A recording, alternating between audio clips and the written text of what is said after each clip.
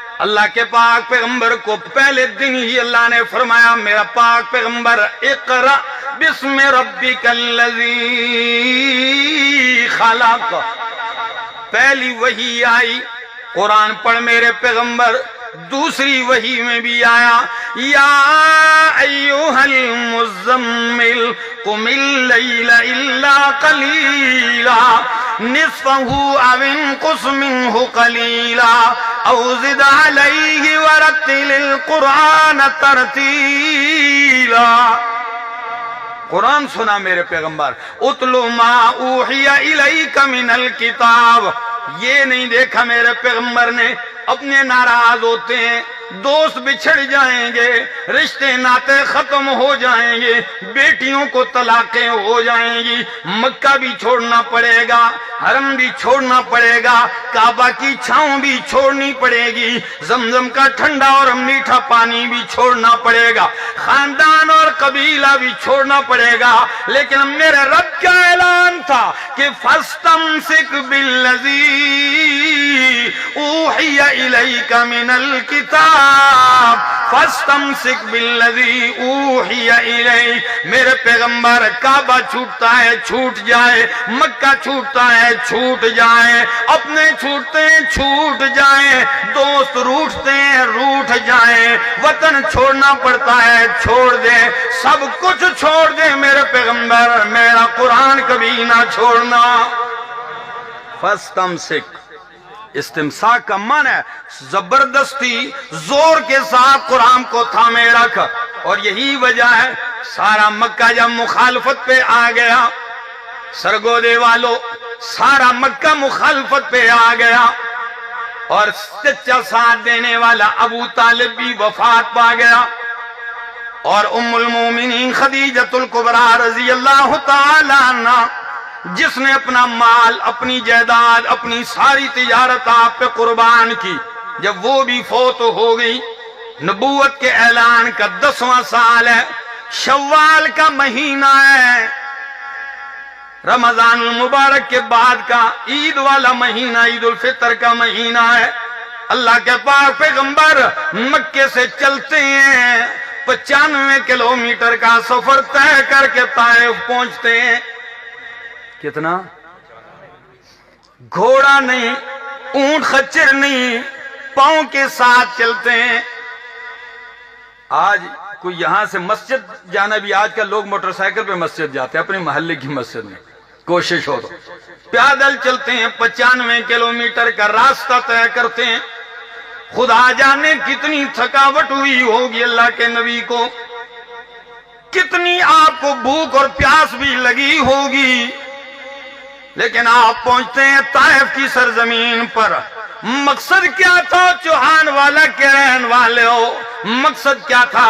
کیا ان سے ووٹ مانگنے گئے تھے؟ کیا ان سے چندہ مانگنے گئے تھے؟ کیا ان سے پیسے مانگنے کے لیے، قیادت اور لیڈری مانگنے کے لیے گئے تھے؟ نہ میرا دوست، میرا مصطفیٰ چل کے اکیلے جب پہنچتا ہے، بنو ثقیف کے 3 سردار اکٹھے بیٹھے ہوئے ہیں اپنے حجرے کے اندر، اللہ کے پاک پیغمبر جب داخل ہوتے ہیں اندر، ان میں سے ایک لگا ہوا ہے کعبے کا غلاف سی رہا ہے، اور 2 ساتھ بیٹھے ہوئے۔ خدا را میرا وقت تھوڑا ہے، مضمون بہت اہم ہے، ذرا عبرتیں دیکھیے، ذرا سبق دیکھیے، ویسے ہی میرے سامنے قرآن نہیں آ گیا، یہ تاریخ ہے، دکھوں کی، تکلیفوں کی، قربانیوں کا ایک لازوال سلسلہ چلتا ہے۔ میرے محمد جب پہنچتے ہیں، کہتے ہیں او طائف کے سرداروں، تینوں بھائی بیٹھے ہوئے ہیں، فرمایا میں اللہ کا رسول ہوں، مکے والوں نے میری بات کا انکار کر دیا ہے، میرے راستے روک دیے ہیں، میری دشمنی پہ اتر آئے ہیں، میرے قتل کی تدبیریں کرنے لگے ہوئے ہیں۔ لوگوں میں تمہارے پاس اللہ کا پیغام لے کے آیا ہوں، اللہ کی توحید سنانے آیا ہوں۔ توحید سنانے کی دیر تھی، سارے دستور پیچھے چھوڑ دیے انہوں نے، اپنی ثقافت بھی پیچھے چھوڑ دی۔ عرب مہمان نواز ہوتے ہیں، آج مہمان نوازی کا بھی ان کو خیال نہیں آیا۔ آج ان کو ایک پردیسی کا بھی خیال نہیں آیا، آج ان کو ایک معزز مہمان کی گفتگو کا بھی خیال نہیں آیا۔ جٹ ایک دم کہنے لگا، پہلا بول کے کہنے لگا کہ اللہ کو آپ کے سوا کوئی اور نہیں ملا نبی بنانے کے لیے۔ اللہ اکبر۔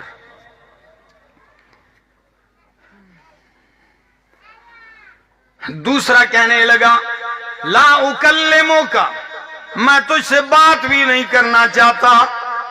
اور تیسرا کہنے لگا اخرج من بلدنا، نکل جا ہمارے شہر سے، میں کعبے کا غلاف تو چیر کے ٹکڑے ٹکڑے کر دوں گا مگر تجھے نبی نہیں مانوں گا۔ اللہ اکبر۔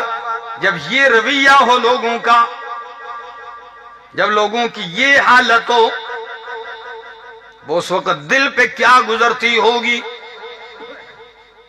نبی علیہ السلام نے فرمایا خیر ہے، تم نے جو کہا کوئی پرواہ نہیں ہے، خیر معاف کر دیتا ہوں، مگر میری درخواست سنیے، تم نہیں مانتے ہو نہ مانو، میں اس رعایا کو سمجھاؤں گا، اس غریب عوام کو سمجھاؤں گا، میرا راستہ نہ روکنا۔ اور یہ بڑی عجیب بات ہے، کتنی بہترین پیرائے میں کہ ہم بھی کہتے ہیں لوگوں اگر ہماری بات نہیں مانتے ہو رکاوٹ تو نہ بنو، کم از کم نہ مانو، آپ کی مرضی، راستہ نہ روکنا ہمارا۔ لیکن انہوں نے یہ بھی نہ مانی، پورا شہر سارا کھڑا کر دیا، پورا شہر اٹھا دیا، بچے کیا، بوڑھے کیا، جوان کیا، مرد اور عورتیں کیا، پتھروں کی بارش۔ علامہ ابن کثیر رحمہ اللہ البدایہ والنہایہ میں لکھتے ہیں، محمد ابن اسحاق مغازی کے امام لکھتے ہیں، تاریخ کے کیا لکھتے ہیں، 10 دن اللہ کے پاک پیغمبر طائف میں گزارتے ہیں، کتنے؟ 3 میل تک ہر جانب سے پتھر ہی پتھر ہیں، آپ کے سر کا خون پاؤں تک پہنچتا ہے، سارے کپڑے خون میں رنگین ہو جاتے ہیں۔ اور عجیب بات، کسی سیرت نگار نے خوبی تبصرہ کیا کہ لوگوں رجل غریب وحید بعید عن اہلہ ووطنہ، ایک بندہ ہو، پردیسی ہو، اجنبی ہو، خاندان سے بھی دور ہو، علاقے سے بھی دور ہو، اور سارا گاؤں ٹوٹ کے اسے مارنے لگ جائے، خون میں نہلا دے، اس کے دل پہ کیا گزرتی ہوگی۔ اکیلے تھے اللہ کے نبی، پورے شہر نے مارا پتھر، کیا گزری ہوگی۔ صحیح بخاری کی حدیث ہے، ام المومنین صدیقہ کائنات فرماتی ہیں میں نے پوچھا اللہ کے حبیب سے یا رسول اللہ کیا پر احد کے دن سے بھی زیادہ کوئی سخت دن گزرا ہے کہ نہیں؟ فرمایا ہاں عائشہ، احد سے بھی زیادہ سخت دن گزرا ہے، حالانکہ احد کے میدان میں آپ کے دندان شہید ہوئے، حالانکہ احد کے میدان میں پیغمبر پہ غشی طاری ہو گئی تھی، حالانکہ احد کے میدان میں ایک صحابی رسول فرماتے ہیں خود کی کڑیاں جو تھی زنجیر کی وہ آپ کے رخسار میں دھنس گئی تھی، اور میں نے اپنے دانتوں سے کڑی پکڑ کے جب نکالنے کی کوشش کی تو ہڈی میں دھنسی ہوئی کڑی تو نکلی مگر میرا دانت بھی نکل آیا، آپ کا سارا وجود خون میں۔ لیکن فرمایا عائشہ اس دن سے بھی زیادہ سخت دن طائف کا تھا۔ میں سوچ رہا تھا کہ کیوں، کیسے سخت تھا، یہاں بھی تو مار پڑی ہے تکلیف، اور وہاں بھی سخت ایسے، یہاں اکیلے نہیں تھے مصطفیٰ، صحابہ کی جماعت ساتھ تھی، اور آپ کو پتہ ہے المصیبت اذا عمت خفت، مصیبت جب عام ہوتی ہے ہلکی ہو جاتی ہے، ایک مصیبت پوری پارٹی پہ آ جائے تو تھوڑی تھوڑی کر کے بوجھ ہلکا ہو جاتا ہے، اگر وہی مصیبت اکیلے بندے پہ آ جائے تو پھر مشکل ہے۔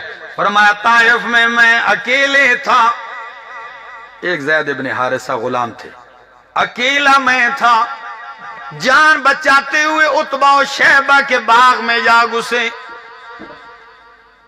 خون میں اتنے نہلائے ہوئے تھے کہ کافروں کو بھی ترس آیا، انہوں نے اپنے غلام جو نصرانی تھا، عیسائی، اس کو ایک تشت میں ایسے انگوروں کا گچھا دیا، کہنے لگے وہ جو خون میں لت پت بندہ آیا نا، وہ انگور کے تنے کے ساتھ ایسے جا کے ٹیک لگائے بیٹھے، یہ انگور انہیں دے کے آ جاؤ۔ وہ 10 انگوروں کا گچھا نبی علیہ السلام کے پاس